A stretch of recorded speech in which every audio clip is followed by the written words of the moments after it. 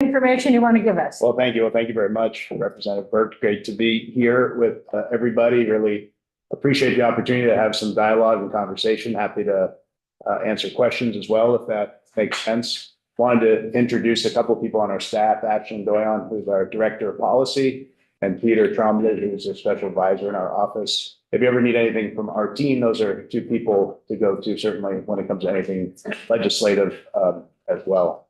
So one thing I wanted to mention, Ashlyn just told me on the way down, separate from our conversation here, that our proposal that we had and we've been working with the legislature on involving the elimination of a significant amount of medical debt passed out of the Senate unanimously. So we were really excited. Now, so I was going to thank the Senate if they were here, but now I can just put the pressure on all the House members. I don't think that'll be a problem. But it's a proposal that we put out to eliminate $100 million medical debt with a one-time $1 million investment. So it's focusing on older medical debt that's gone through the collections process, that's held by moderate, low-income Vermonters.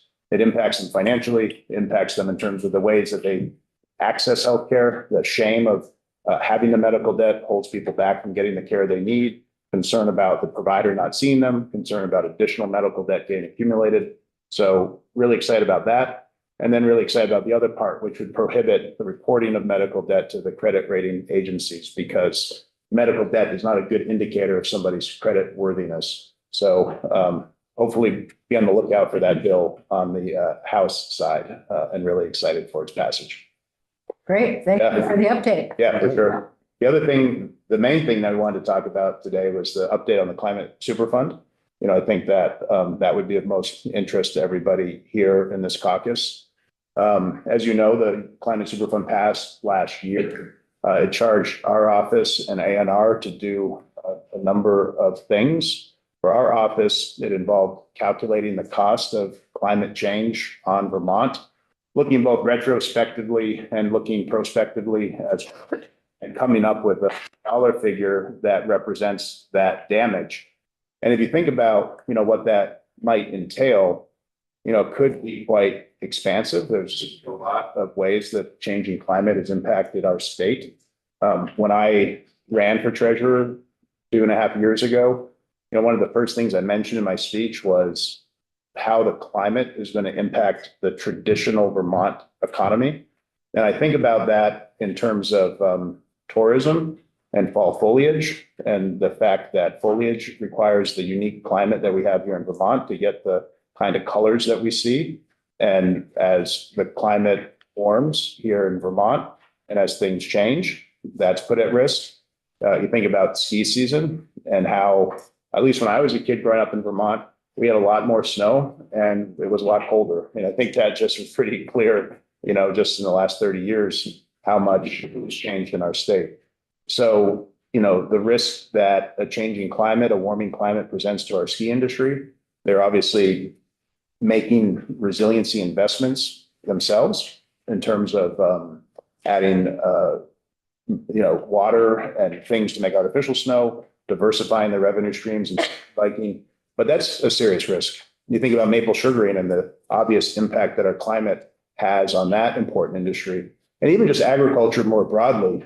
The ways that the climate has been, that spring growing season, where we have these false springs that then are met with this significant frost, and how that sets back people that work in farming and agriculture. And then also the heavy rains that we've been receiving in the spring and in the winter that can disrupt growth as well. So all of these things are going to have an impact on core iconic Vermont industries and core iconic Vermont economies. And we need to be thinking about, how do we build a more resilient Vermont in the face of that? And also, how do we, fill our economy and protect those industries and fill our economy with other opportunities as well? So I was excited when the Superfund was passed and we were charged with this work. So far, we, in connection with the Agency of Natural Resources, have issued an RFI, so a request for information, to basically ask experts and academics, how should we go about doing our work, and ANR should go about doing their work. Once we come up with the bill, I mentioned sort of the total cost of climate change, ANR is then going to take that and attribute it to specific companies that have impacted Vermont. Now they have to have ties to Vermont. So there might be companies that have polluted the environment, but there's no sort of legal connection or legal tie to Vermont. They have to do that analysis. And then for those companies that remain that do have sufficient contact with our state, what's their percentage of that attribution that caused the damage that we've calculated and estimated? So our work was informed by this RFI. We received maybe 7 or 8 responses in that ballpark, substantive responses that helped us understand, how should we, what are the next steps we should be taking? What are the things we should be thinking about? We filed an interim report at the beginning of the year to the legislature. And I wanted to flag that in the report, both ourselves and ANR did ask for more money to complete this work. We had been appropriated each $300,000 last year. But when we got the RFI back, what we heard was, you really got to be thinking about these climate perils, like these individual things that are happening in the climate separately. So you can think about what's the impact of heat on Vermont.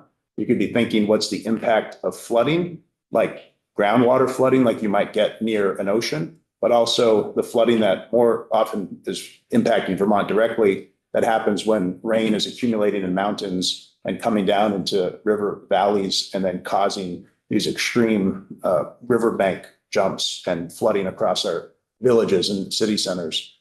So when we think about all of those different things in which, all those different ways that the climate is changing and they're impacting Vermont, some of them have been more thought out in terms of analysis and more academically supported and peer reviewed. And in particular, heat is one that is pretty far along. But heat in some ways isn't the thing that we're most worried about in Vermont.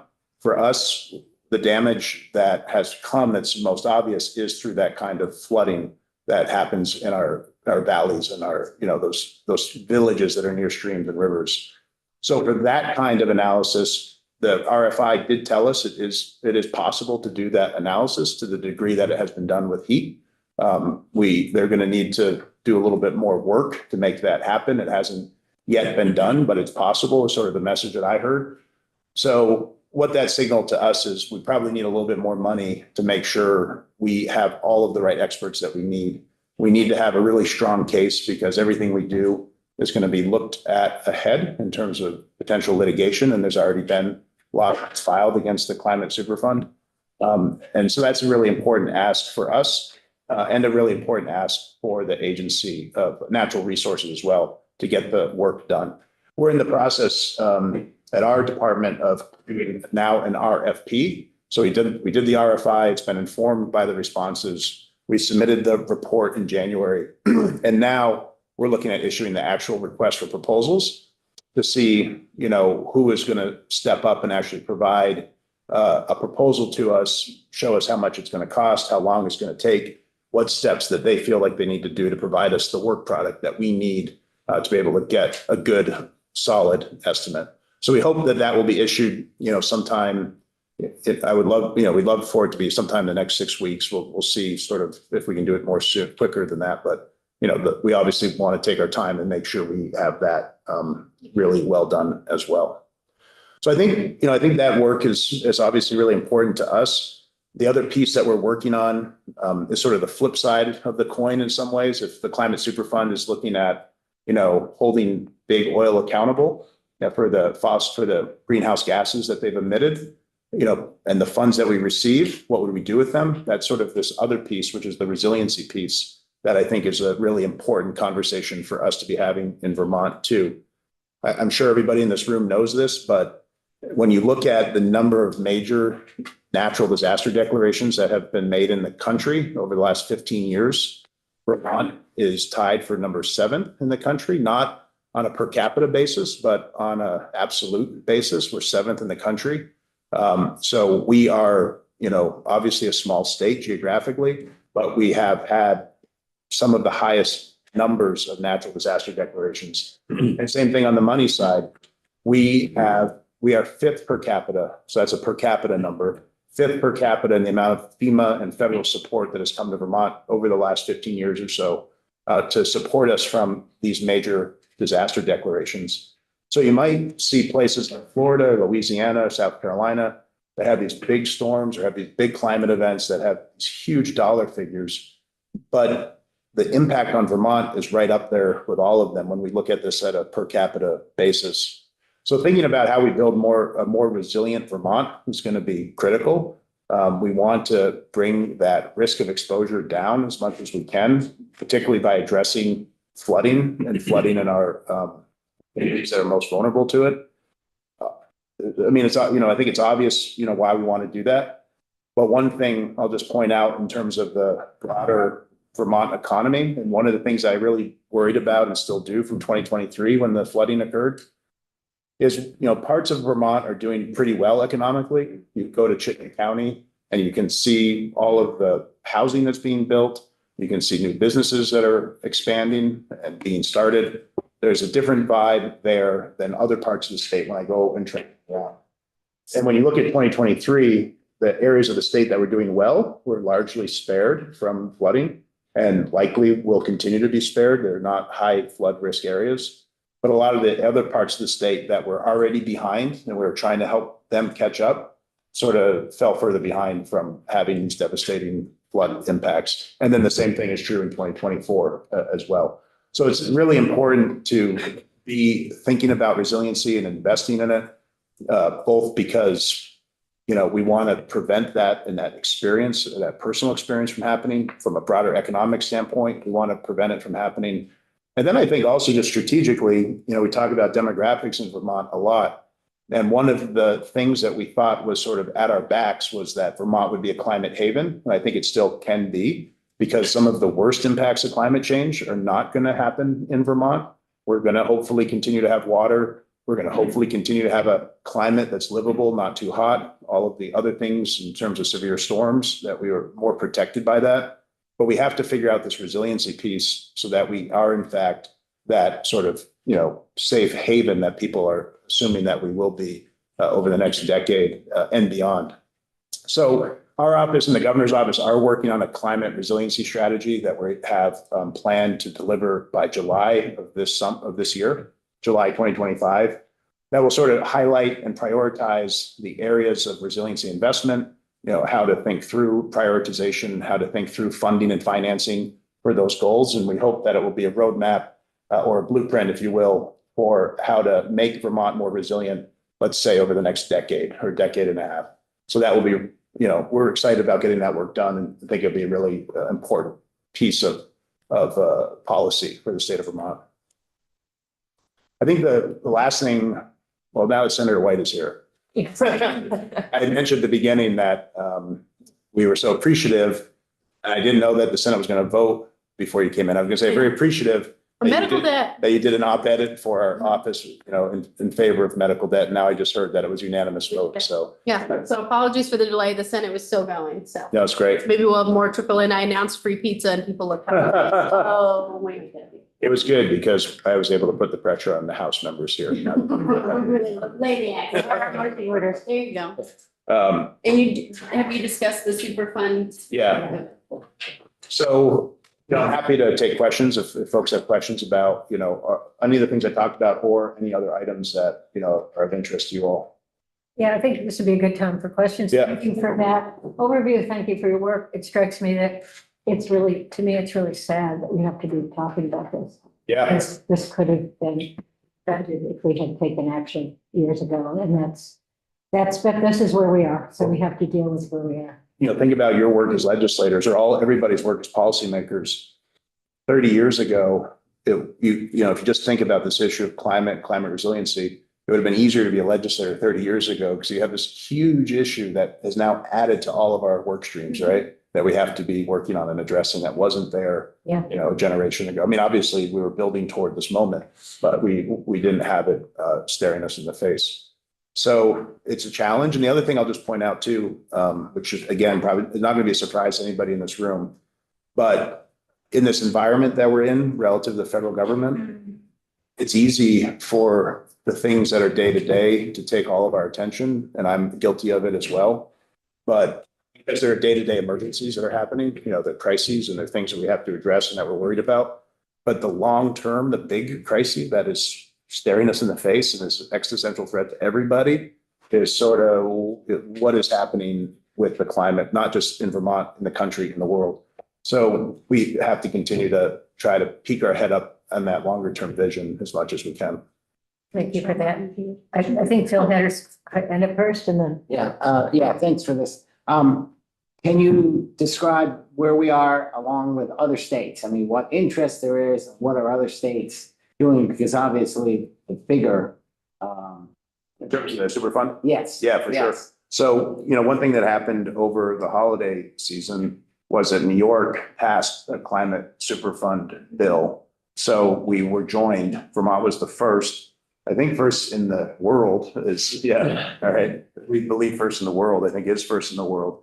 And then, New York followed suit. So I think there'll be opportunities. Obviously, Vermont got sued.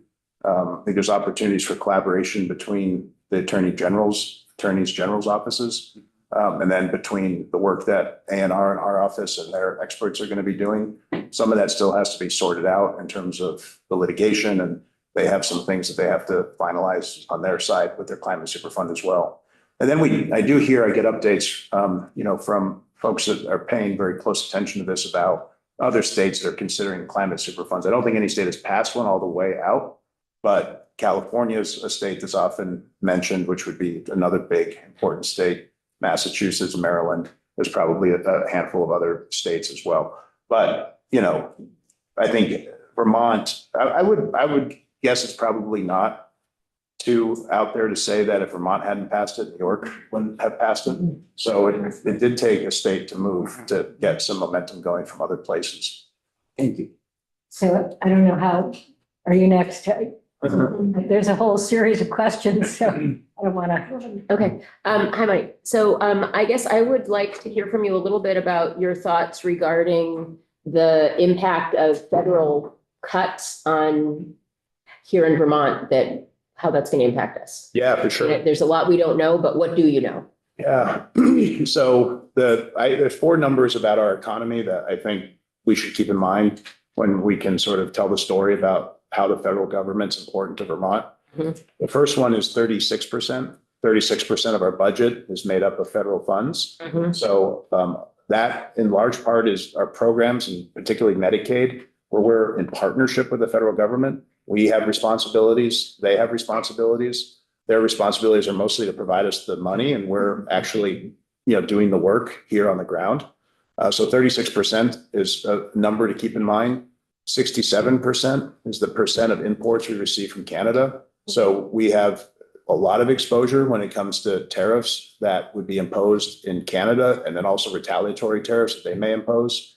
And that impacts everything from Canadian lumber to steel to energy costs. 25% of our electricity comes from Hydro-Quebec. 30% of our gasoline and diesel comes from Canada. And in the northern part of the state, that would be an even higher percentage than 30%. So the impact that will have, and then on trade, but then also on tourism. Hundreds of thousands of Canadian tourists come to Vermont every year, spending $150 million is the estimate. It's probably actually a bit more, would be my guess. Again, and that would be disproportionately felt. Places like Jay Peak, places like Kingdom Trails, we've heard from them that Canadians are already saying we're not going to visit Vermont this summer. We're going to visit you in 4 years or whatnot. So that's a big financial issue, and also a big cultural issue because we're so intertwined among so many of our northern states. The other number to keep in mind is. Can you just clarify? Yeah. 7% of total trade? I didn't know what. So, I think there are 2 ways to think about it. Like Quebec is our largest trading partner for Vermont. And then of our imports that come internationally, 67% come from Canada. Okay, so, yeah. Either way, either direction, there's a lot of exposure to, trade. The other number to think about is 1 in 5. 1 in 5 Vermonters work for a nonprofit. So why I say that is because there are a lot of nonprofits in our state that get direct support from the state through federal funding, and then a lot of nonprofits that directly have grants from the federal government. And there was a quick and dirty analysis that was done by one of the sort of think tanks that looked at all the 990s that nonprofits file and said what percentage of them have federal grants, and then what percentage of them, if the federal grants didn't exist, would they basically be insolvent? They wouldn't be able to meet their mission. And the percentage is very high across the board, in not just in Vermont, but across the entire country. So billions of dollars come into our economy through those nonprofits. They're an economic generator for our state, but they're vulnerable, and we're maybe more vulnerable than other places because we have a higher degree of people working in that nonprofit sector.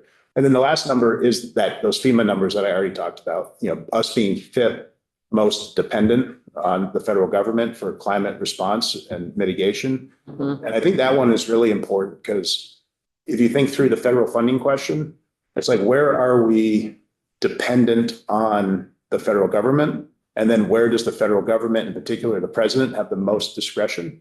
And FEMA is a good candidate for being at the top of the list because I mentioned we're fifth highest in terms of need, in terms of what we've received over the last 15 years. And there's a lot of discretion that goes into declaring a major disaster declaration.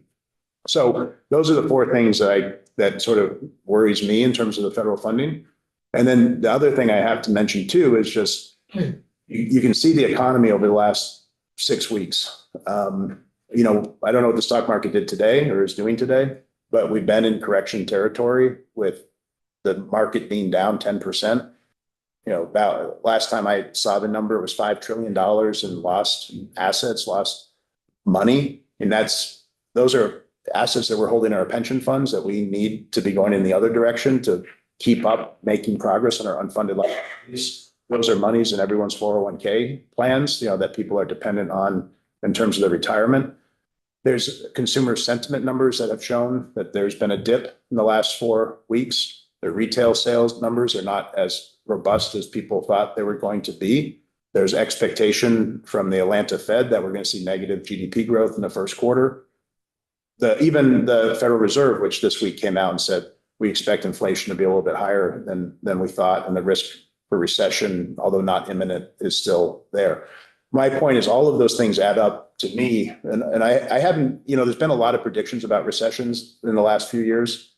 I'm most worried now that there's a recession coming than I've been the last 3 years when I've been in this office. And I mention that because a recession would surely mean a national recession, it impacts everybody.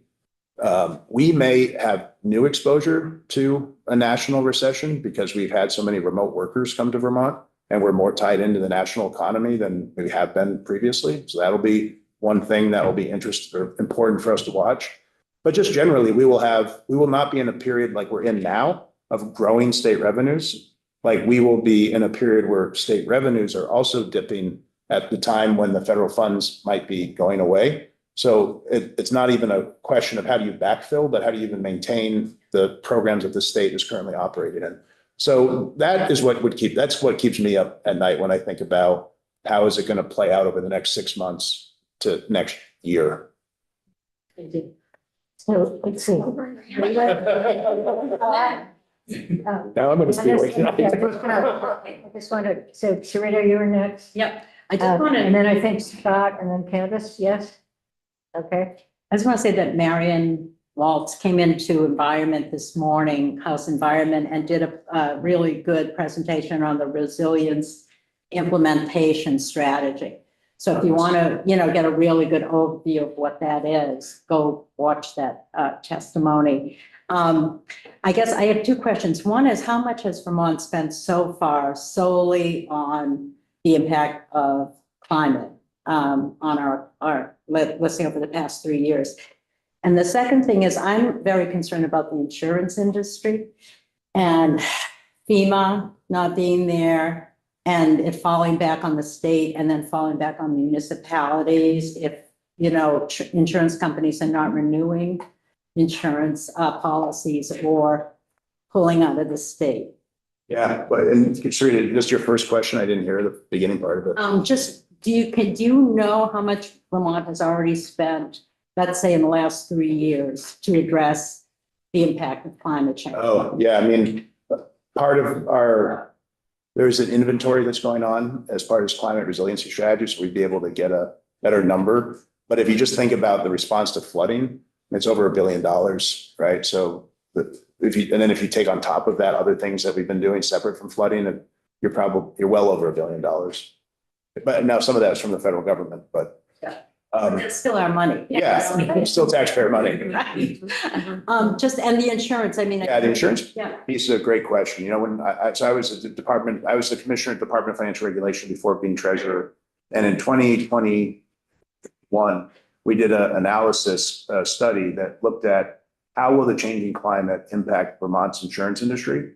Because, you know, you would always hear from insurers, like right around now at this time of the year, they'd be looking at their claims and being like, how bad was the winter? Did we get through the winter all right? Because they were worried about cars crashing on ice, trees falling over on the cars because of snow, roofs caving in because of snow accumulation. People are burning their wood stoves in the winter, starting fires. So there were like all these perils, all these like things that could happen in the winter. And that's when their claims were. But what we were seeing is that it wasn't necessarily in terms of claims or total dollar amount, the things that were happening in the winter anymore. There was a hailstorm in May that I believe caused the most number of claims we'd seen in like the last 15 years. This was probably like 2007 or 8 or 2017 or 18, I mean. And then in the next fall, there was a windstorm around Halloween that had caused like the most highest number of actual claims, I think, in terms of damage. So there were these events that were happening outside of winter. And we wanted to sort of get a handle on, well, what does this all mean? Like, and I think that's what we're going to continue to see is like the industry, the underwriting practices, the way that they address our climate is changing. So their traditional way of determining risk is fundamentally changing. And are they fully caught up to that? I don't mean it as a fault to any insurance company. I think it's hard for them to catch up to that in the way that things are changing. And the more and more, so insurance, the idea of insurance is like something's going to happen irregularly. It's not going to happen often. And we're all going to pool together because we don't want that really bad thing to just so happen to us. So we're all going to pay into it. And when it happens to us, we all share the cost and it's not that much of a burden on anybody. But when that really rare thing becomes frequent and it's happening all the time, then you're not really risk sharing. You're all just sort of getting pummeled by this thing. And the insurance markets break down a bit. So I'm really worried about what that means because insurance, you don't appreciate like how important insurance is to the way our economy locally, nationally, internationally runs and until it starts to get pulled away and starts to fray. And that's across the board on property and casualty. And in Vermont, we don't have very much flood insurance also. And that's another point. I think we have about, if I remember correctly from my DFR days, it was like 3,000 policies in force on flood. So we don't have a lot of coverage to begin with as well. Thank you. Scott, Sorry, we don't have that much time, but I was going to ask about cap and invest in transportation issues. Your office issued a memo or report suggesting that not really a good deal for Vermont to join WCI, the Western Climate Initiative, or even perhaps the New York program that they're setting up. And so I just wanted to cover that. So I think the way I would think about our recommendation, there were kind of 3 points we were making. One, well, just to more broadly talk about cap and invest, right? You're capping the amount of emissions. That's sort of the goal, and you're sort of reducing that over time. I think we're pretty confident to say like Vermont was too small to have its own cap and invest marketplace. And I don't think we've had much, criticism on that. So then it comes down to what are the other options? And it's the Western Climate Initiative started like in 2012-ish, 2012, 2013. And then this potential new initiative out of New York State. So those are kind of the two options. So thinking through the Western Climate Initiative, it was our analysis from the technical analysis A&R did that it would be 26 cents per gallon increase if we were to join now. But it probably would take us a couple of years to join, and they have a 5% annual increase built in to sort of, tamper down the demand for fossil fuels. So maybe it'd be more like 30 cents per gallon. So we would be jumping in midstream versus starting with New York. That would be at the beginning of their program. Now, something we learned at the Climate Council is maybe in the first few years of a new cap and invest program, there's more volatility. So that's something to factor in. But we were recommending looking at New York instead of the Western Climate Initiative because of that, what we would see as dramatic impact. The other thing is this idea of leakage. So I grew up in Brattleboro, so maybe I'm very, concerned about it, but St. Johnsbury, White River Junction, I mean, people going to New Hampshire to buy things, basically, it's as simple as you can put that. So if we were all of a sudden, our gas was 26 cents or 30 cents more expensive than New Hampshire, you can see people going, or New York, right? Or Massachusetts. So then the idea of like reducing fossil fuel consumption is being defeated and you're losing that revenue to another state. But if you join New York, you would at least have the New York border and Vermont border sort of in similar policy positions, was sort of the point on that. And then the last one was just an overall affordability analysis of like where we stand in this moment, where there's so many things that are weighing on Vermonters, from healthcare costs to education and property tax costs. Insurance now. I mean, seriously, Yeah. Although insurance here, I mean, there are other places in the country where it's much worse, but yes, insurance and inflation just overall. So again, thinking about those three things, our recommendation was to look at New York when they have their program finalized as a possible partner rather than the Western Climate Initiative. But it was also really important in our view, and there's work to be done between now and when New York gets finalized. Like, for example, the revenues that are going to get raised, like how are we going to spend them? Let's have some analysis around that so we can weigh sort of the pros and cons. How are we, and of those revenues that we collect, how much are we going to dedicate to going back to lower income Vermonters so we keep them whole? But then what's the mechanism for that? It's an easy thing in concept, but then thinking about operationally, how are you going to do it in real time? We created these hypothetical families in our report, and one of them was from Essex County. And we looked at, what kind of cars they would drive, how much they had to drive. And it would be like $1,000 extra a year if we went to the Western Climate Initiative. So how do you, $1,000 a year, they're not going to be able to, absorb that and then file it at tax time and get a rebate. Like, you're going to have to make it much more real time in terms of the reimbursement, in my opinion. So what's that mechanism look like? And there's some other details that can be fleshed out. So I think there's work to do now on furthering this idea. But I think our thought was New York maybe made better sense than the Western Climate Initiative. Yeah, great. And this, Yeah, I'll try to be quick. So I'm watching our time. So Mike, thank you. The numbers on like Vermont is number 5 in terms of FEMA recipient. Those are really compelling numbers. And I think that's a great stat when people ask, why is Vermont doing this climate stuff? It's not going to make a difference. But, that stat is really compelling. And I will say that, Representative Torre and I from Washington County, I don't know if it was Waitsfield where I live or Washington County in particular, but we are number 2 in the country, which is staggering. And same with the climate change, the cost of climate change over $1 billion, like those stats are really compelling. So question on the goals of the Climate Superfund, is the goal to get money from these oil companies, or is it to help them transition to clean energy, or is it a little bit of both? Yeah, so, just to address your first point about FIT per capita, I think the amount was like $687, something like that maybe it was per resident, like just to give you a sense. But that was the rate. The rate was $687. And then in a state like Utah, it was like $20 per resident. So like there's a huge difference. Some states are not feeling this in the same way that we are, is just my point. In terms of what the goal is, I think generally it's thought of as holding, you've made the mess, you should clean up the mess. Like, it's holding folks accountable. But I think within that, there's certainly an idea that the funds would be directed toward resiliency and trying to protect the state, and maybe also toward helping the state transition to the green climate. But then also, clearly, if Vermont's successful, and then New York is successful, this is like. More successful. So like that. I don't know. That's buzzkill for you right there.